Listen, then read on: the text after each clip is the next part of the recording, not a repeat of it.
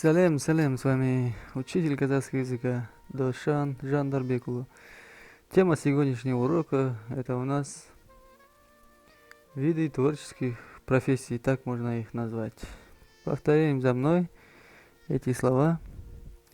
Писатель, жазушы, жазушы. Поэт, ақын, ақын. Журналист, тілші, тілші. Переводчик, аудармашы, аудармашы. Исследователь, зерттеуші, зерттеуші. Сазгер – это композитор, сазгер. И здесь давайте добавим одно слово, например, художник. Художник на казахском языке суретші.